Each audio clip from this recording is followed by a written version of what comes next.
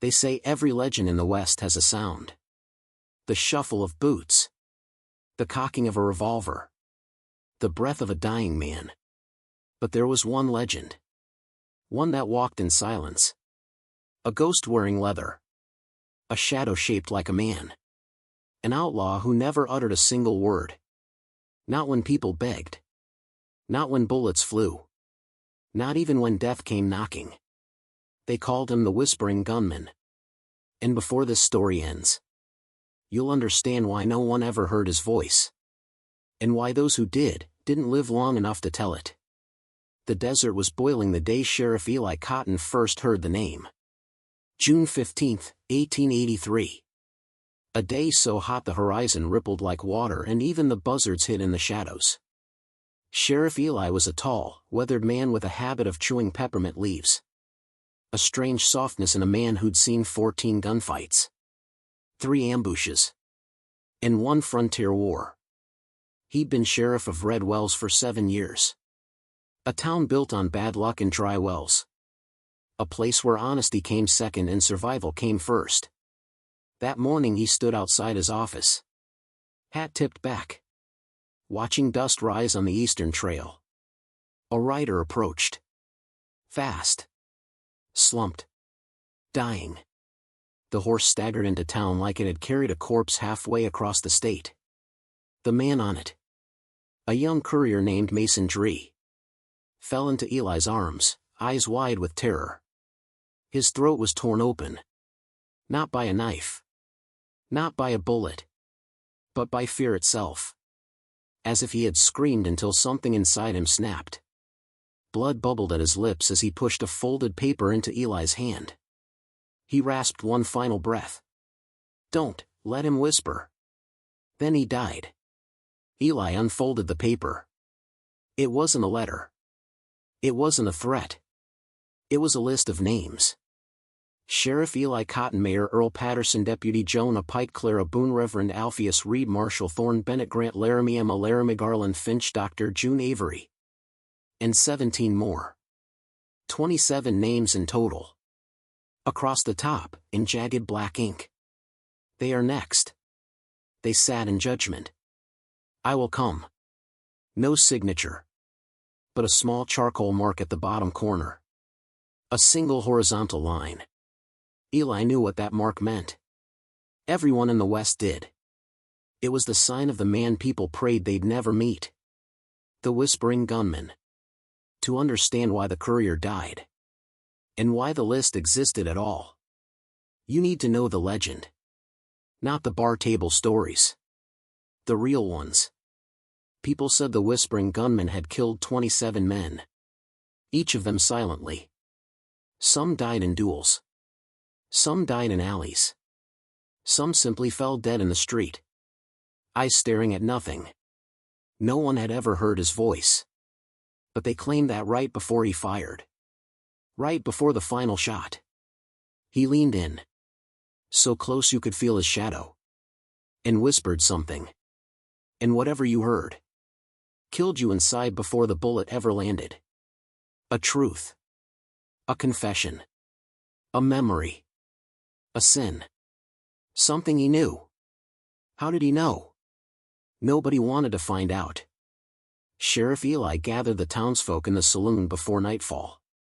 27 names. 27 lives. And the legend of a killer moving silently across the desert. Eli slammed the list on the bar. "Anyone want to explain why our names are on some outlaw's kill list?" Silence. Except for the clink of a whiskey glass.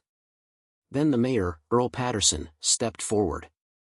He was a fat man, red-faced, with sweat dripping down his collar. "That man ain't just some outlaw," Patterson said. "He's justice, twisted justice, but justice all the same." The room rustled.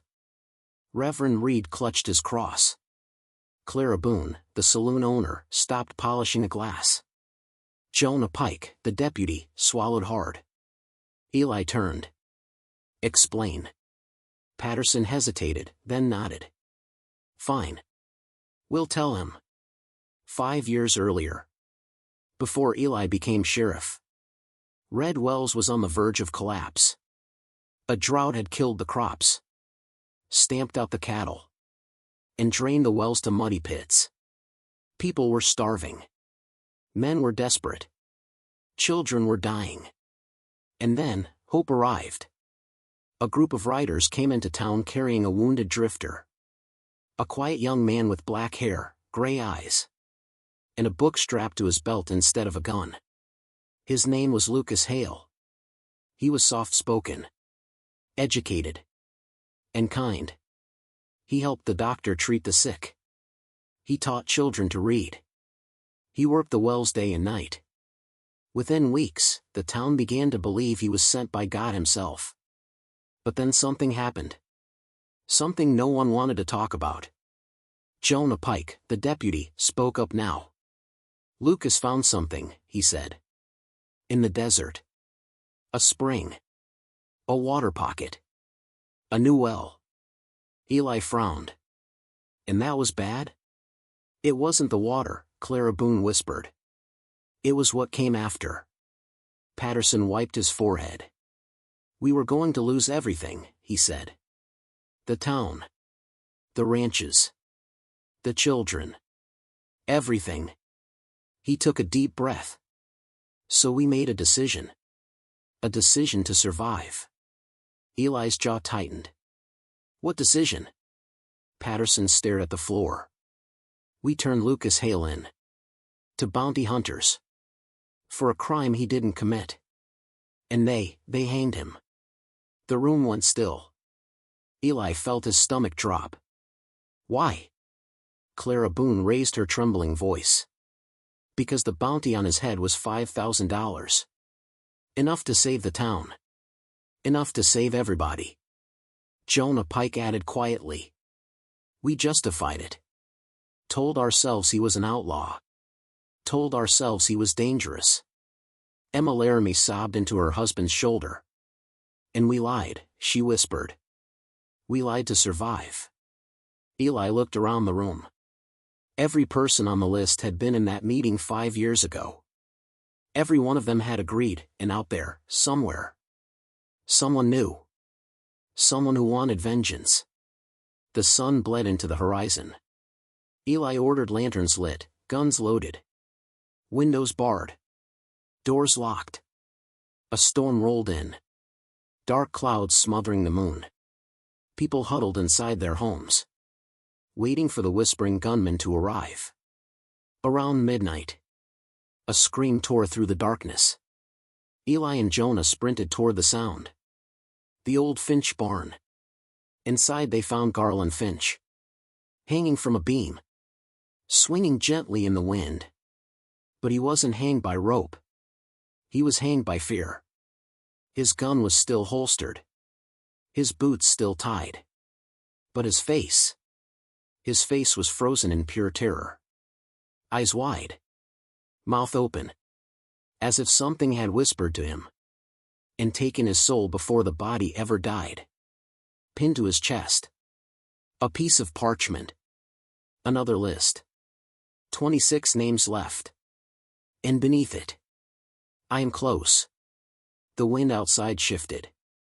Something moved near the door. Eli spun. But all he saw was empty darkness. At dawn, Eli examined the barn. No footprints. No tracks. No sign of break-in. How does a man move across the desert without leaving prints? Jonah asked. Eli shook his head. No man can. But they weren't dealing with a normal man.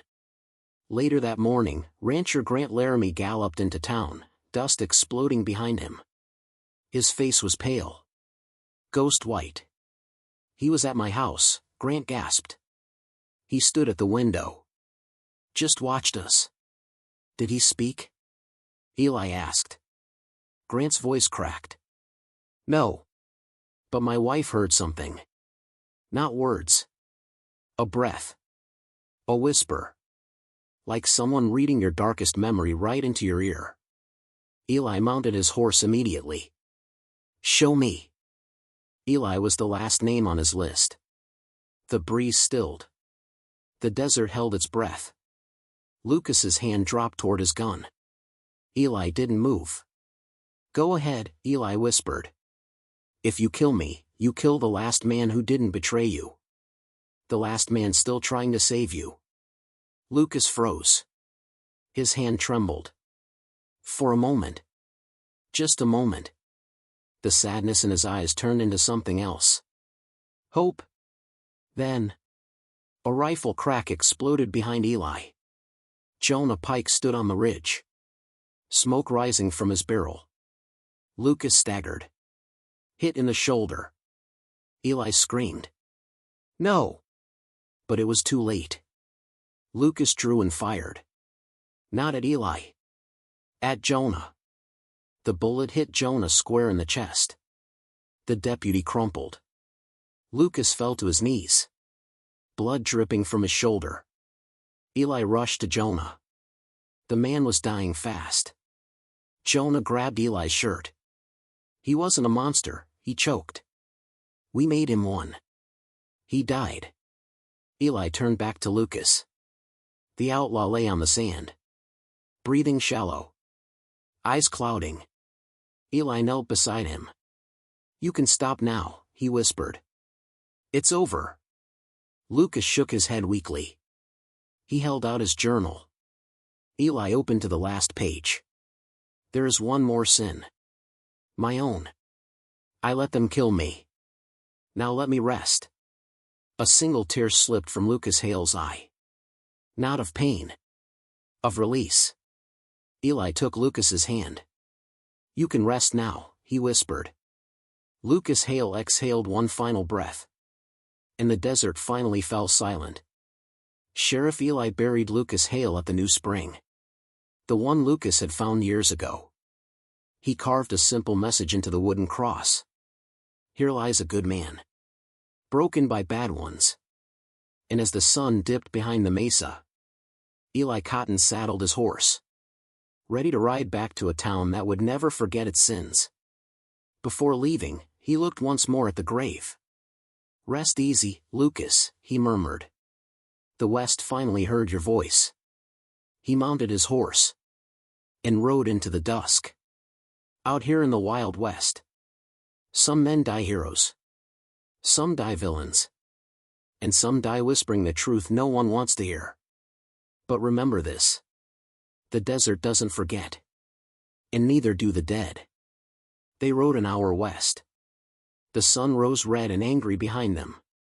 When they reached the homestead, Emma Laramie sat on the porch, shaking. She clutched Grant's hand so tightly she left nail marks. "He stood there," she whispered. "Right there. In the yard." Eli stepped down and walked to the spot. No tracks. No dust disturbed. Nothing. "Are you sure?" Emma nodded, trembling. I looked into his eyes. And Sheriff, it wasn't hate. What was it? "Sadness," she whispered. "Like he didn't want to kill us. But he had to." Eli exhaled slowly. This wasn't a revenge killer. This was something else. Something deeper. Something broken. Back in town, the panic grew. People packed belongings, ready to flee. But Eli knew running wouldn't save them.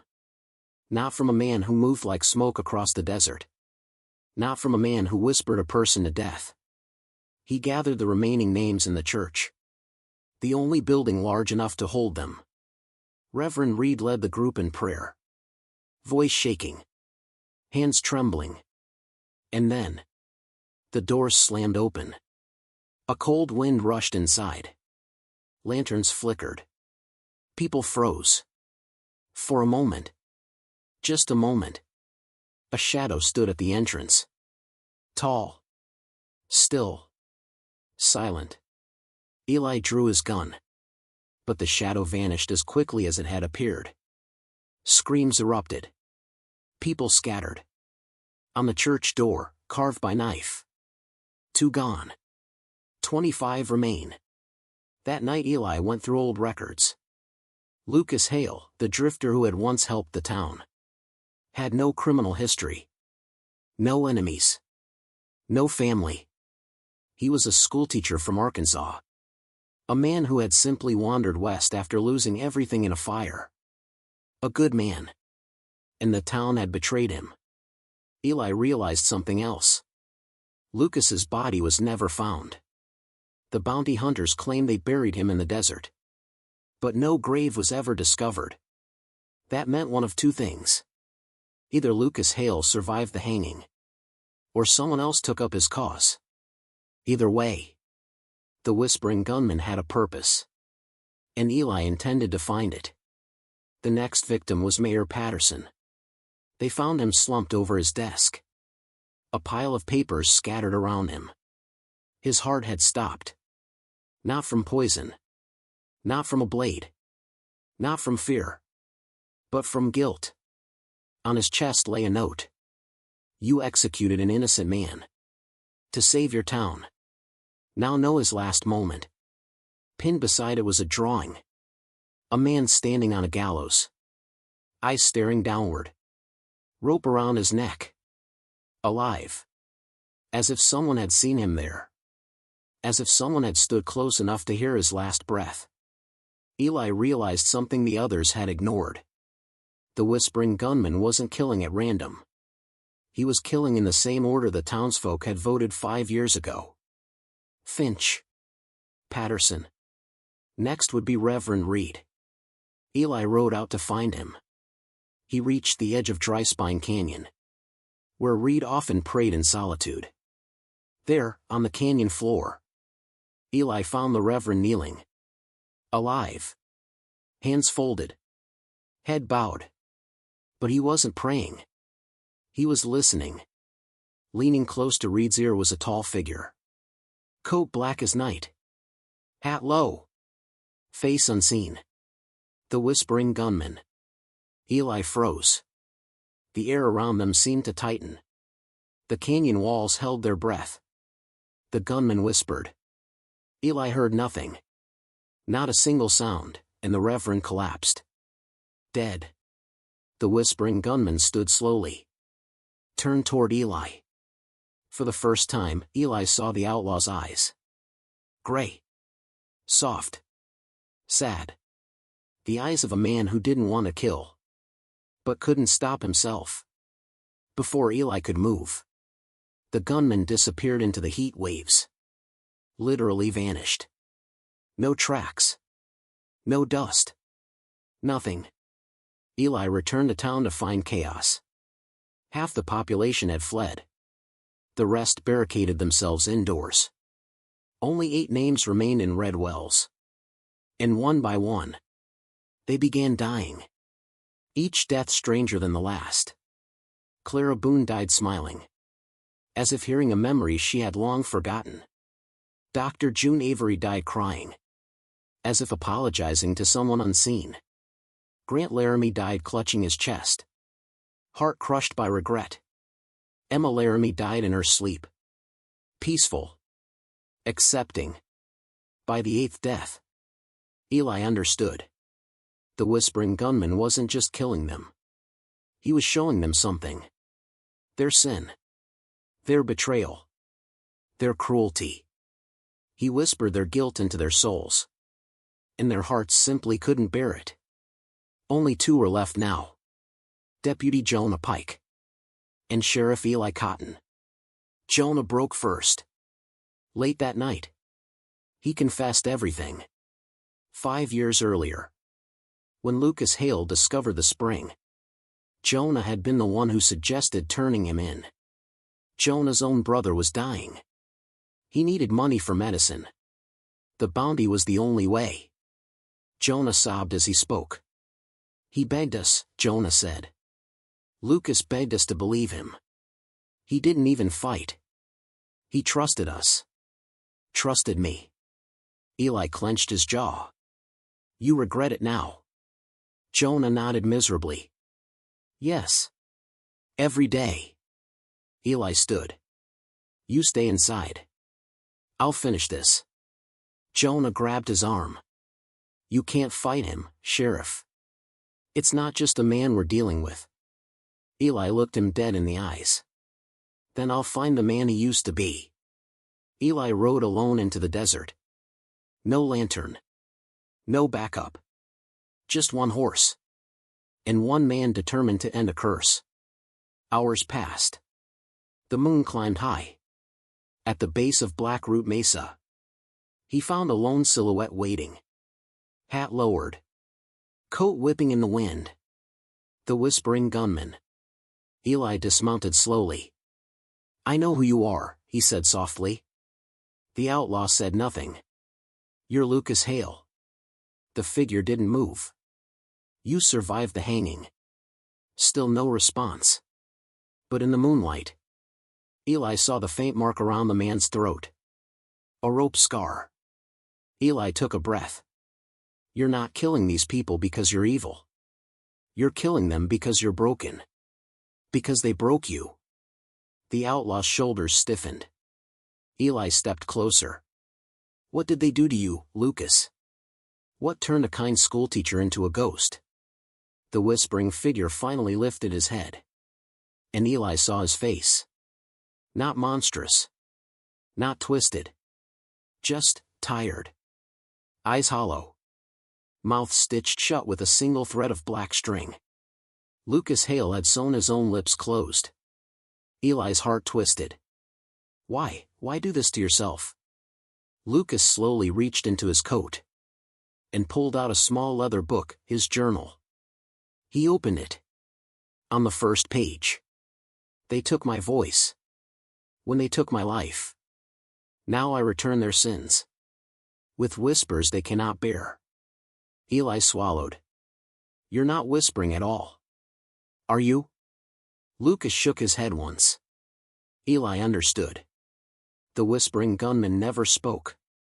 He made them hear their own guilt. Their own voice. Their own sin. Their mind killed them, not him. Lucas stepped back. His hand hovered over his revolver. He wasn't asking for forgiveness. He was asking for an ending. Eli hesitated. "Lucas, you don't have to do this." Lucas touched the rope scar on his neck. Then pointed at Eli. It was clear.